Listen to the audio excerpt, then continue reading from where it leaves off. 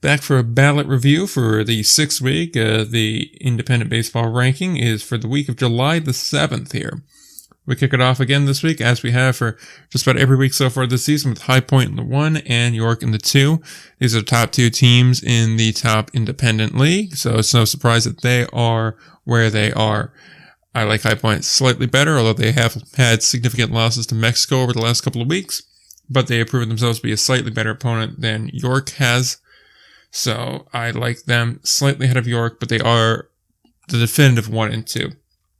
Going to the 3 spot, we have Sioux City. The Explorers have surpassed some of the other competition in the American Association to take that top overall spot in their league, and they have looked very solid so far this week. They don't really have any bad losses, while they have some good wins in there too. While I'm still concerned about the bats on that team, overall, I like the product they put out on the field, and they've proven to be able to overcome losing key pieces and continue to still roll. The X's are a good team in that 3 spot, hence why I put them there. In the 4 spot, we have Quebec. This is a team I dropped down a spot. They've had some struggles over the last 10 days or so. They really need a good week this week going into that July 14th ranking, and hopefully they will get it. I still believe them to be one of the better teams in independent league baseball, hence why they're still in the upper half of this poll. They are still the best team in the Frontier League, hence why they are the top Frontier League team here. But there are some worrying signs here. It could just return to the mean. They were so incredibly hot to start the year. You're still a 38-win ball club. I'm far from concerned about them. Kansas City comes in at the 5, another team that's fallen off a bit. Their week against Gary and some Lincoln games did not do a lot for me to show that they should be ranked up higher. Their lack of a fall really revolves more around the teams that would have been put ahead of them and the teams that are trying to climb up.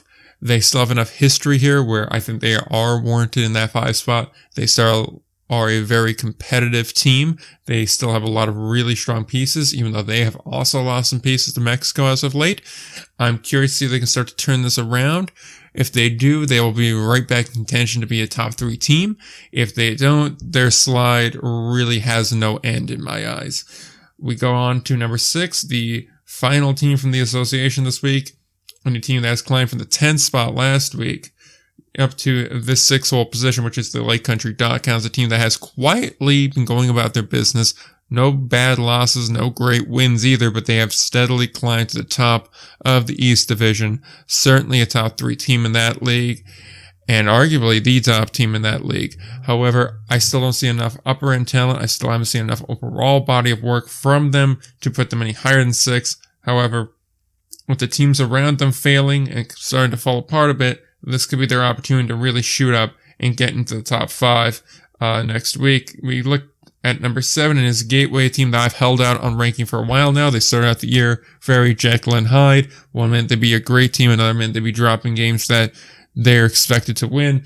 They finally found their footing. They finally found themselves atop the West Division and looking very strong at it here. They're pushing Schaumburg. They are looking to be a more complete ball club. They haven't had any real major losses on the personnel front, and they are starting to win games more consistently. I put them in at that 7th spot. They are probably the 2nd best team in the Frontier League, and that is probably a controversial statement, as we only have one other team ranked, and they are a very strong team, but one that's also beginning to falter, but we'll get to that in a little bit. We look at number 8 here is Long Island, the final Atlantic League team for the week. And the Ducks have been certainly hot to close out the first half. They've looked very good.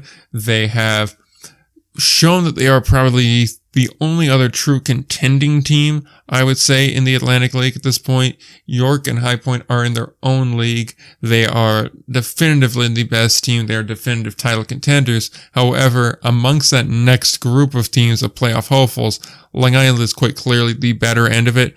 It has less to do with top-tier talent, although adding Seth Beer back will definitely help them.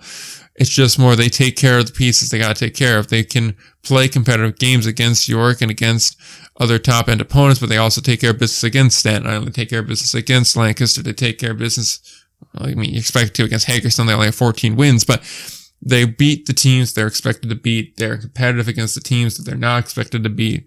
That is good enough for me, and they've certainly started to really rally and come around on it.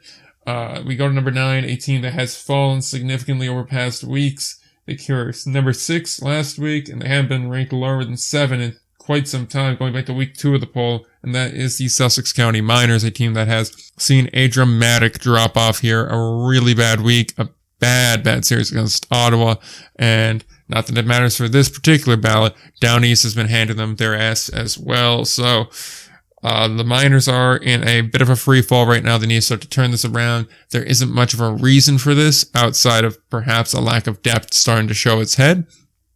Hopefully they can start to turn it around going into the All-Star break and really start to revamp and recoup, especially with a surging Boulder team right behind them.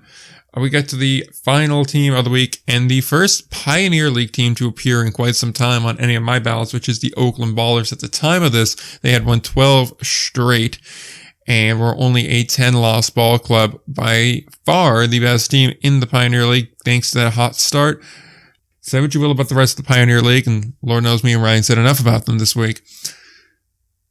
Oakland's been a pretty model franchise so far, at least outside looking in, and on the field, they have done everything you can ask of them. They look to be a very solid team. They look poised to be the first Pioneer League team to clinch a playoff spot, and good for them. They have earned a spot in the poll for now, although admittedly, they're probably the ones most in danger of being cut just due to the nature of being in the Pioneer League and the vast disparity in competition that you will play over there and how much one loss affects them more than any other team. But you do expect that kind of volatility from the 10-hole spot. So that is the ballot review for the week. We'll be back next Wednesday to review the week 7 ballot for the week of July 14th. So until next time, don't forget to play ball.